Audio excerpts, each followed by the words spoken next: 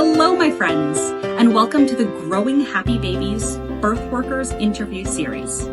In this podcast directory, I make sure that you have the easiest possible time deciding which wonderful birth supporter is right for inviting into your family's journey.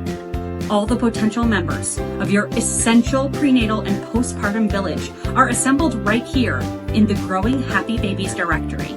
Doulas, midwives, prenatal and infant bodywokers, lactation consultants, and so much more.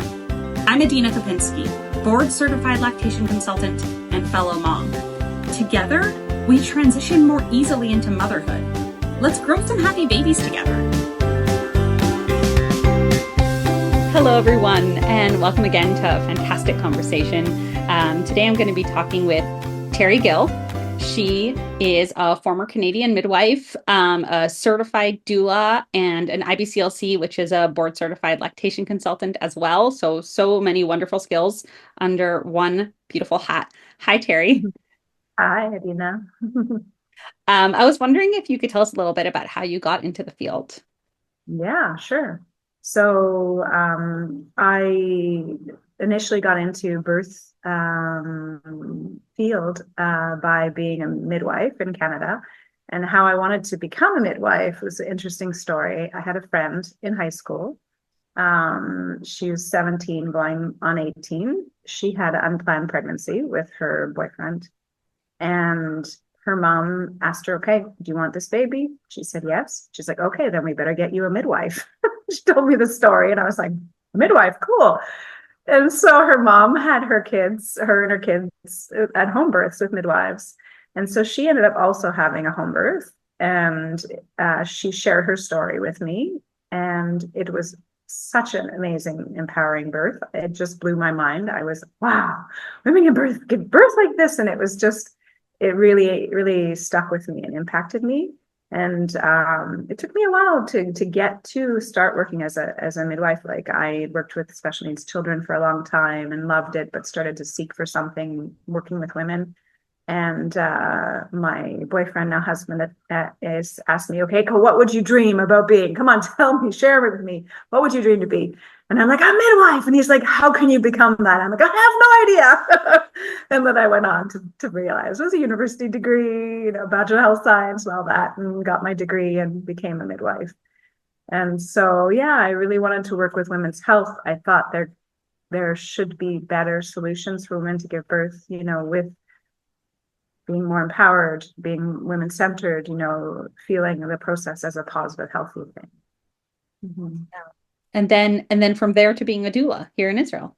Yeah, so I worked as a midwife in Canada for 7 years, and the midwifery model is very different there than here. We took care of the whole pregnancy, birth, and 6 weeks after for mom. It was very, women-centered, informed choice-based, continuity of care, choice of birthplace.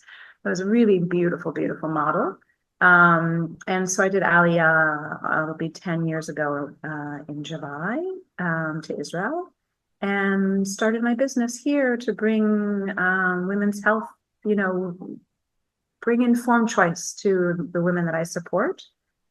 During their pregnancy, the birth, and after. I saw there was a real, need for that continuity as well, for someone who knew the clinical knowledge base that I do, helping them as a doula, a birth doula, guiding them through the process and answering all their questions. I find the medical system here doesn't always give the information that women, I think, deserve and crave. So I fill in those gaps and help them feel more informed and more empowered and advocating for their rights in the birth room. Mm-hmm. Yeah, absolutely. There's so many gaps even of procedure in this country, especially for Olim. Mm-hmm. When I had my first pregnancy here, I didn't know that the nurses were supposed to take care of vitals for pregnant women. I've had so many women not realize that. I was going to the OB for months, and they finally caught on to the fact that nobody had ever been taking a pee test or weighing me, and they were aghast. And I was like, well, you didn't tell me. So if you don't tell me, how am I supposed to know? I know there's a lot of assumptions, and 95% of the women I work with are also Olot to Israel, new immigrants. And absolutely, they just make assumptions that everybody knows and how Yeah. it works, and it's very disjointed. And yeah, I'm always like, no, you make sure you know that you're supposed to go get your blood pressure checked and get your what? I'm like, yes, yes, yes, you need to do that. It's really important. Wow. Yeah. Yeah. You're providing a really necessary service. Really filling in the gaps is so necessary here. Yeah.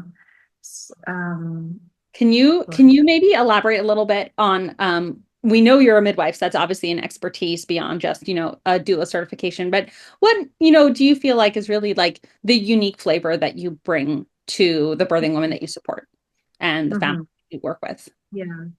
Yeah, so because I was really passionate about the work that I did in Canada as a midwife and also as a midwifery client with my two kids when they were born, they both gave birth. I gave birth to them both at home in Canada with midwives and home births. So I saw the value for myself, even as a client, to have someone following you through the process that you trusted and you built that relationship with, and that you could ask when you were at your lowest, questions and for support and emotional support. So I basically took the model that I do as a midwife without being a midwife. I work only as a doula here. I don't do births on my own. If I'm doing a home birth, I do it with a Israeli registered home birth midwife. But majority of my births are in hospital. I supported probably about 375 births now in hospitals in Israel. And I've got the joy of also supporting about 18 home births as well in Israel, which were amazing. So I think that, really trusting and being a protector of normal, I try really hard to help women understand that pregnancy and birth is normal and healthy. Even if they're having a high risk pregnancy, there's always ways to find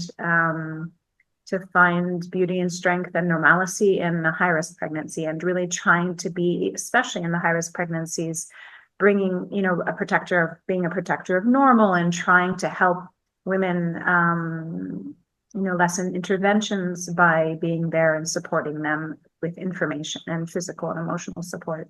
And so because when I was a midwife, I was very a big part of women's postpartum support. We would come to their homes on day 1, day 3, day 5, day 7 to 10, and then they would come to see us in the clinic 4 to 6 weeks.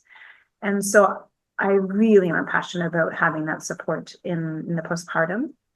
So I offer my clients up to four visits or more if they need in the postpartum, and I try to get to see them at least 2 days after they leave the hospital to weigh the baby, because usually babies are still losing weight at that point, and it gives us an idea of what's happening, but it doesn't give us a true picture of, is baby gaining. So I want to come back again another 2 or 3 days after that to get a really clear picture. Okay, now baby's gaining at least 28 grams a day or 40 grams a day. Amazing. Baby's thriving, or baby hasn't gained enough. And then we're problem solving. Okay, let's do this, let's do that. Let's try to find ways to get baby access to more milk at the breast.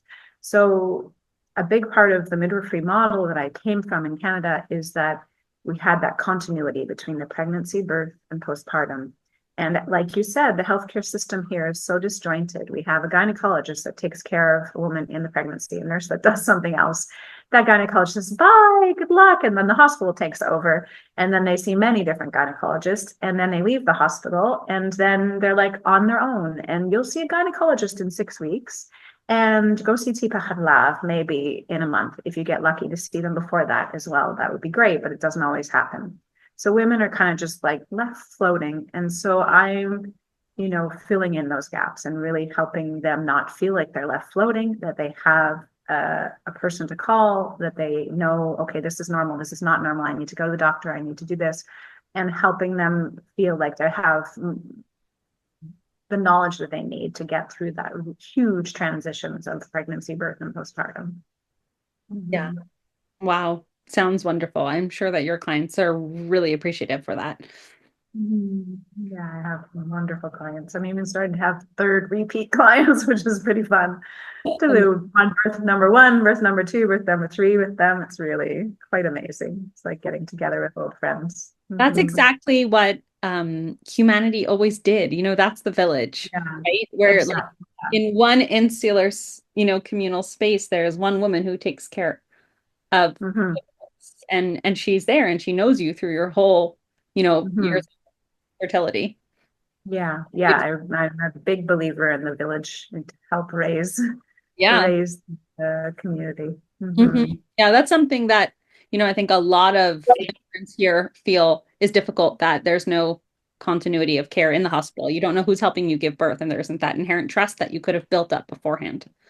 Do you want to tell us a story about a birth that you've attended that you think would be interesting or meaningful for the family? Yeah. I was trying to jog because I'm at a births.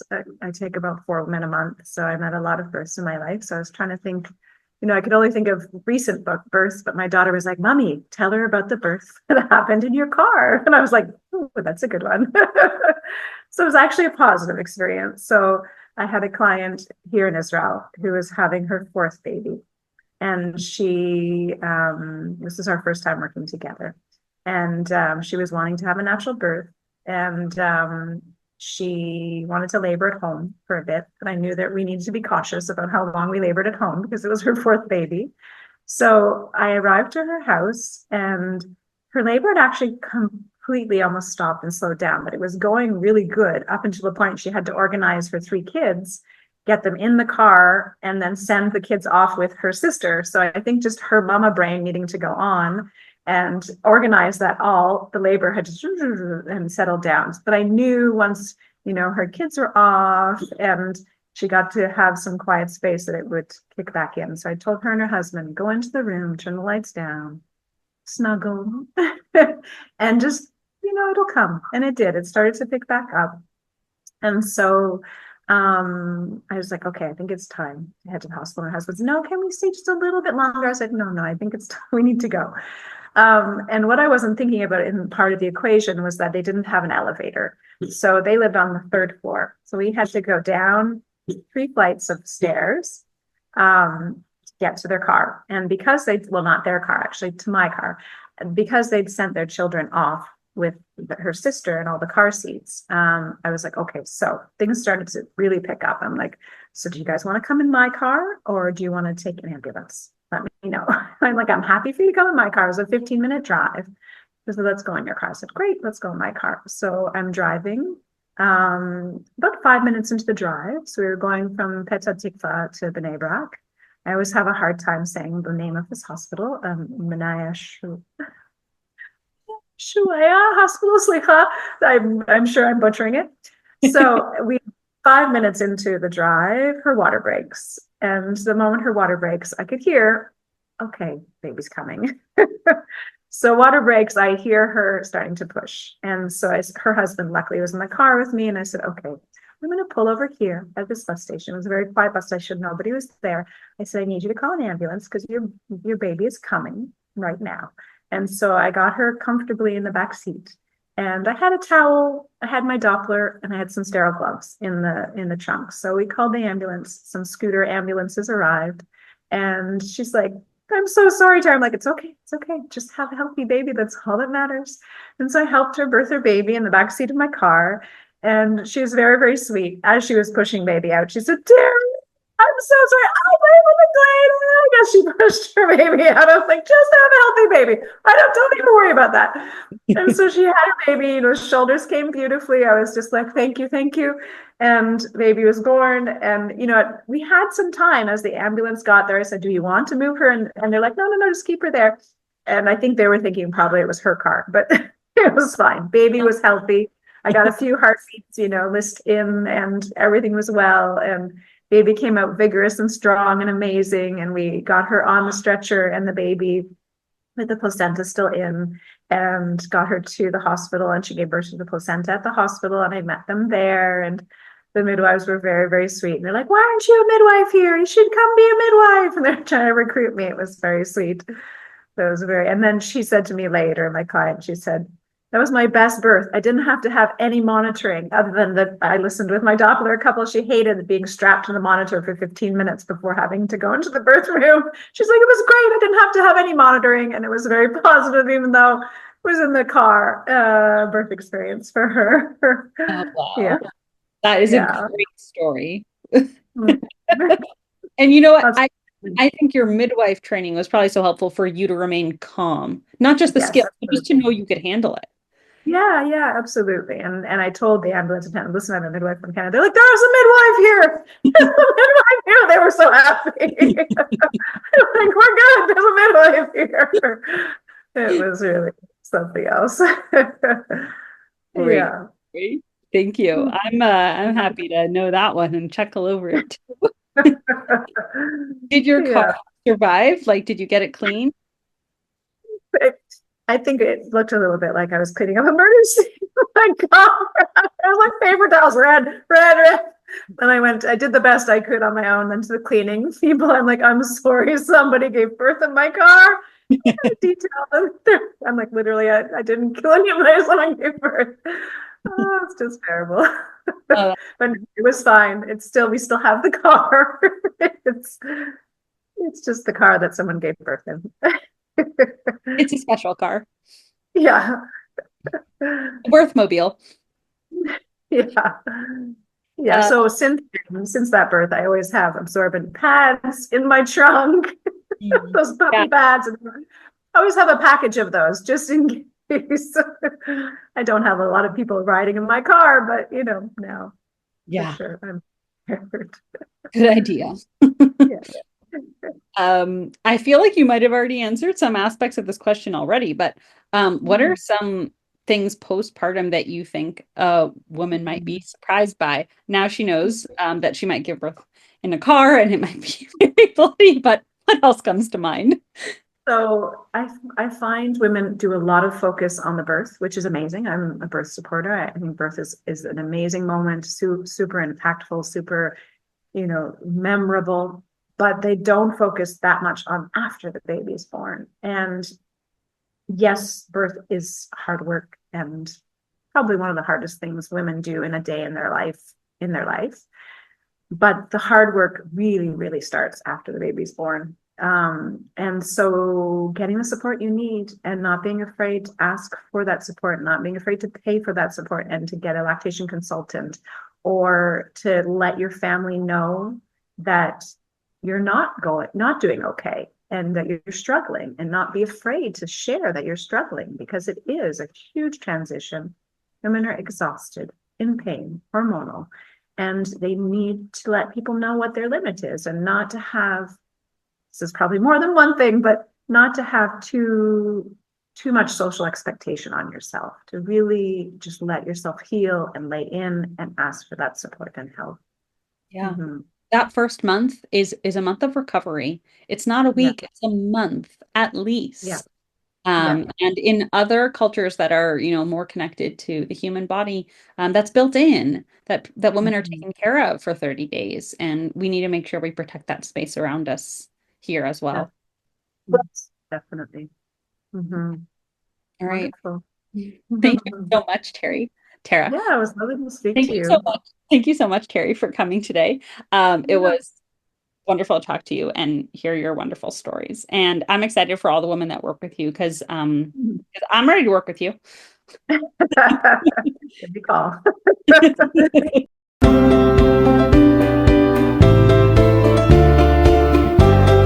Friends, check out the full directory for every interview we've done up until now, housed at my website, growinghappybabies.com. But before you go, I've got one question. Are you the kind of person who learns better by listening or by doing? In my 2-part online prenatal breastfeeding class, The Pocket Prenatal, I blend the basics of breastfeeding with practical hands-on skills. Choose to watch the videos on your computer or phone, read through the transcripts, or pop in an earbud, take a walk, and listen to the audio-only podcast version. After you've dived into the what's and whys of breastfeeding, join part 2, our live hands-on class, where we roll up our sleeves and practice the how of breastfeeding. Experience hand expression, learn how to size yourself for better pumping, practice bottle feeding techniques that improve your baby's sucking skills, and use easy bodywork exercises to help your baby's comfort, sleep, and digestion. You're going to walk out of this class with an essential toolkit for navigating early motherhood. This is the class every baby needs their mother to take. Go to thepocketprenatal.com and use your listener code, growinghappybabies, for a special 10% discount. See you there.